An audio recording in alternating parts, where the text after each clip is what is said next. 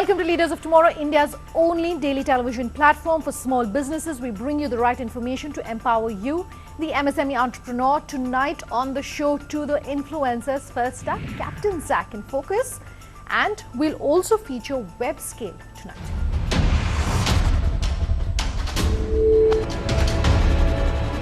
The off-the-shelf pet products market here in India is very small, and most of the products you have available are largely imported. But you do have a few companies that are innovating in India for the Indian market. One such company, Captain Zack, in fact, is one of the largest when it comes to the pet healthy and health lifestyle market. I caught up with Captain Zack to understand regulation, to talk about how the market is changing and what the growth is looking like. Take a listen.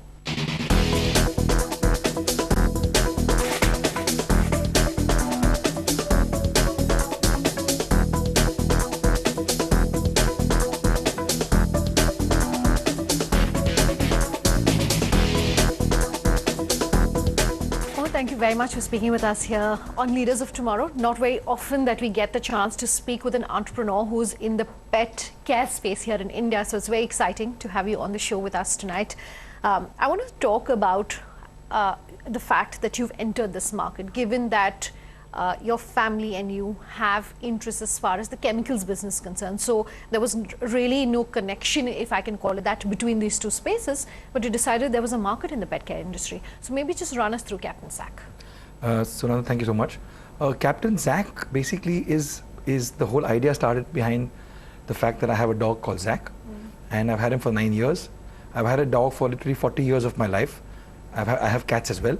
And I just felt that my knowledge in the chemical industry has brought me to where this business is right now. I don't think we at India are doing justice to what we make in India for the pet care industry in the pet grooming space. There's no government regulation that tells you what not to do, what to do. Honestly speaking, I don't want to say this, but this is what it is in India. Imported products are being imported from UK, USA, and they're much better than the Indian products, and that I hate saying that. So I just thought of it with my experience and knowledge being in the chemical business for human care for the last 28 years, skin and hair. I thought that because I know animals, I know formulations, I know what I would do if I had to put into regulation into place. I thought I could make a very good, very safe product for pets. I wanted to first look at the dog industry first and then get into other animals. I have my eyes on all animals, cats and horses, probably even cow. Okay, so you're saying the industry in India is really small. 4 million is nothing to write home about. But that said, this is clearly a business which is set to grow. We have a lot of international players that are looking at the domestic market. Is there money to be made in this business? Are you making money, for instance?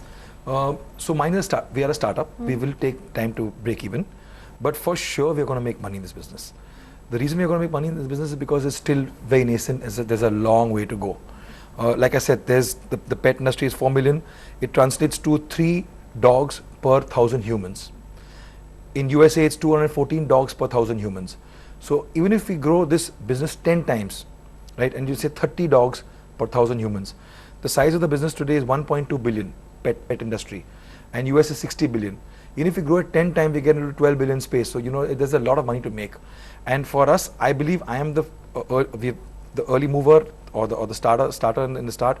And with my knowledge of chemicals that I've known for 25, 30 years, 3 decades, I am giving the pets really what they deserve in terms of safety and right use. Okay. For someone who's watching this interview and saying that the pet care space is definitely something that they want to enter, as someone who's had that early mover advantage, if you could look at the future in the next, say, 2-3 years and say these perhaps are the segments in the pet care industry, whether it's pet care like shampoos, etc., whether it's pet food, if you could say these are the segments that I think are going to grow, going by what I've seen, what would that be?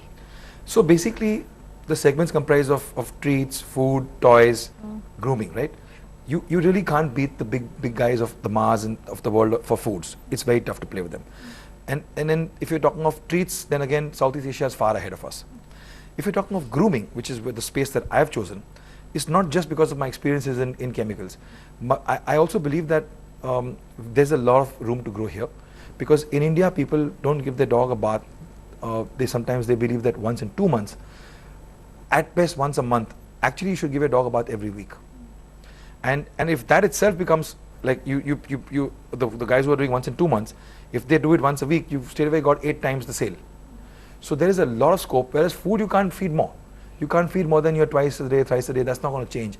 So that market, if some new player comes into that industry, it's going to be shared. In pet grooming, it's only here to grow. Okay.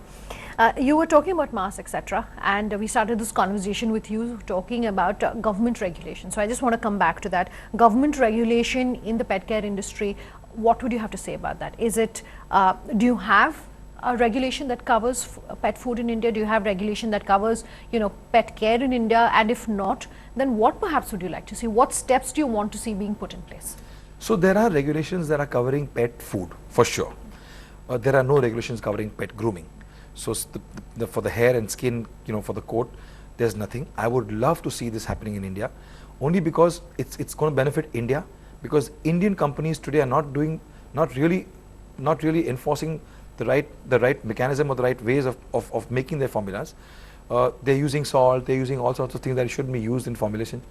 And I think if there's a regulation that comes in, people will be more conscious, and the products for the dog will be better, and it will be better for the Indian industry as well.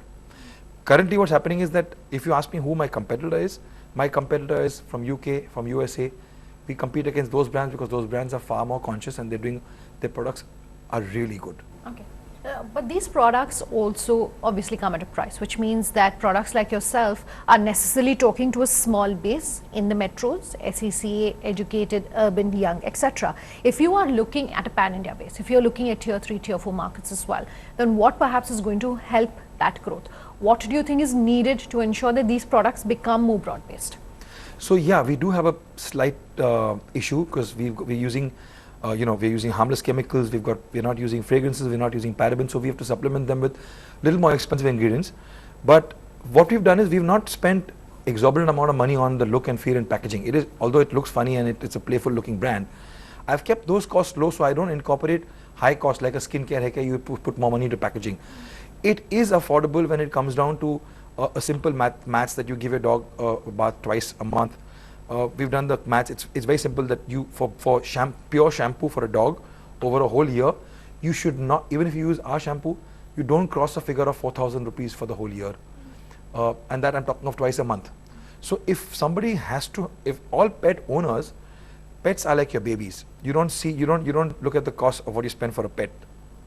So a 4,000 rupee cost for a whole year with our shampoo at a higher per unit cost compared to others is very affordable for a pet owner. Okay. I want to talk innovation in the pet care industry in India. There are very few players like a Himalaya, for instance, like you, for instance, who are doing something specific for the Indian market. Otherwise, it's always international brands that are imported into the country. Why is that? It's probably because I think in India we're a copycat country. So we keep looking and seeing what we can do in terms of copying the others. So innovation happens. Himalaya, of course, is huge, right? And they've got scientists working in their labs. So they would spend money on innovations.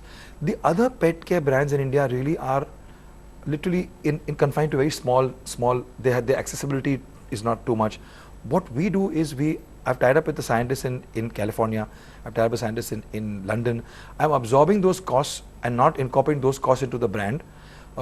In order to bring in some innovation, like I'm coming out with a very new product which is going to be anti-itch, and it's basically made out of products that you don't get in India, but I'll have to indigenize that formulation and I'll tweak it here. So I think it's people need to put in that money and time and effort to invest in innovation today and reap the benefits tomorrow. Okay. If you count if everything is making money on that day, you're not going to happen. Okay. So speaking of money, do investors show any interest in this business? Have you raised funding? And if you have, what has that experience been like? Are investors open to the idea of investing in the pet care market in India? So I have in my company we house 2 brands, skincare, haircare, and of course pet care. And I've been funded in October last year. For the pet care business? For the pet care. Okay. Yeah, so for the pet care by itself. And it's a very well-known, credible investor who's put in the money. His name is Japan Vyas, in fact. And he's basically invested in the pet care industry. We are looking at another round of funding now. There are a lot of people knocking on my door for the pet care industry. So there is a lot of interest. And primarily mainly on the fact that it's a growing industry. It's untapped. It's kind of unorganized, which also is a benefit to us. Okay, but is the pool of investors that you can tap into much smaller than if you were in any other industry, for example? No, the pool of investors could be the other investors as big as the ones putting into any consumer goods business. Okay, great. My last question to you then. You were talking about, looking at another round of funding, for instance, but I want to understand what else is on the radar, anything that you're excited about that you can share with our viewers. So what is on the radar is also funding, of course, is very interesting because with funding comes in bigger business and more opportunities to build Captain Zack brand. But I also have a small foundation of my own that I do a lot of charity work for animals. It's called We Love Animal Foundation. And I feel that, all the money that I make, a lot of money that I make from Captain Zack is going to be put to use for the welfare of animals. So that's for me exciting right now. And of course, I do want to expand beyond dogs. And I just feel that there's a lot of opportunity that we have with horses and cats and cows. Okay, Mohit, so animal industry is where I am for. All right, and wish you all the very best for that. Thank you so much for speaking with us today on Leaders of Tomorrow. Thank you, Sunanda. Thank you. Time for a break. Web Scale is our second conversation in focus tonight. What is the company doing? We'll tell you more. That's on the other side. Just stay tuned.